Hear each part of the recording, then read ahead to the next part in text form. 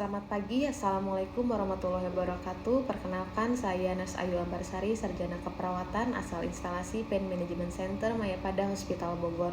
Pelatihan yang saya ikuti berjudul Online Training and Certification Certified Mastery of Stem Cell, batch ke-6 dengan tutor Dr. Dito Anurogo, Magister Sains, Dr. Filosofi, dengan moderator Bapak Arwan, penyelenggara dari SS Management pada hari Rabu 26 November 2025 jam 19.30 sampai dengan 21.30. Penelitian stem cell berkembang dari konsep awal pada 1908 hingga menjadi dasar kedokteran regeneratif modern. Dimulai dari keberhasilan transplantasi sumsum tulang, dilanjutkan penemuan ISC yang membuka peluang besar namun menimbulkan isu etika. Hingga lahirnya IPSC pada 2006 yang menghadirkan solusi etis dan membuka jalan bagi terapi personalisasi. Kemajuan global didorong institusi besar di berbagai negara, memunculkan banyak uji klinis meski disertai tantangan berupa misinformasi dan klinik tidak terregulasi. Dengan dukungan teknologi, masa depan pengobatan regeneratif diperkirakan semakin presisi, aman, dan penuh potensi.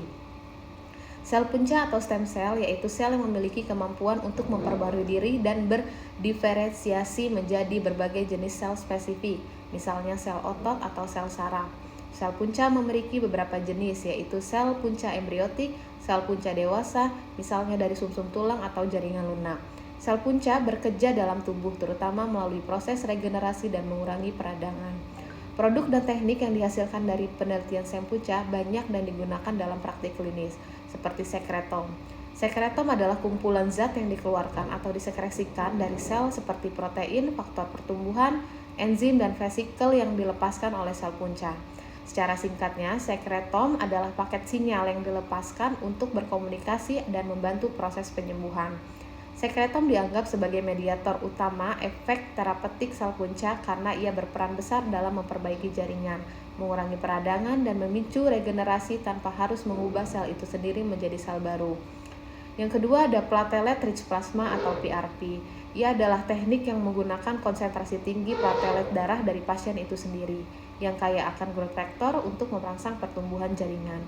Yang ketiga ada organoid, yaitu adalah struktur 3D yang ditumbuhkan dari sel punca menyerupai miniatur organ, digunakan untuk penelitian penyakit, pengujian obat, dan potensi transplantasi di masa depan. Materi ini juga membahas sisi praktis dari regulasi dalam penerapan terapi sel punca. Ada aplikasi klinis, di mana studi kasus dan panduan tentang bagaimana sel punca, sekretom, dan PRP diterapkan dalam berbagai bidang medis, misalnya ortopedi, estetika, dan penyakit degeneratif. Estetika dan regulasi, pembahasan penting mengenai isu-isu etika yang mengelilingi terapi sel punca, serta regulasi, kebijakan, dan pedoman yang berlaku untuk memastikan keamanan dan efektivitas terapi. Keterbatasan dan risiko potensial dan tantangan dalam penelitian dan penggunaan klinis sel punca termasuk standarisasi dan kontrol kualitas. Sebagai penutup, izinkan saya menyampaikan agar pemerintah terus memperkuat dukungan terhadap pengembangan ilmu stem cell di Indonesia, mulai dari regulasi yang jelas, fasilitas riset yang lebih luas, hingga kesempatan pelatihan berstandar internasional. Selama mengikuti pelatihan ini, saya merasakan betapa pentingnya ruang belajar yang terbuka, praktis, dan mendorong kemajuan ilmu kedokteran di tanah air. Pelatihan ini bukan hanya menambah wawasan, tetapi juga menyalakan semangat baru untuk terus belajar dan berkontribusi. Karena itu, saya mengajak seluruh netizen dan masyarakat Indonesia tanpa batas usia, profesi, maupun latar belakang untuk mengambil kesempatan emas ini di batch selanjutnya.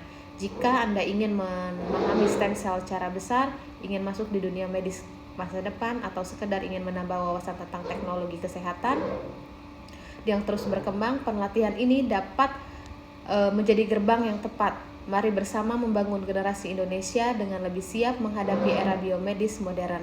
Terima kasih atas perhatian dan kerjasamanya. Wassalamualaikum warahmatullahi wabarakatuh.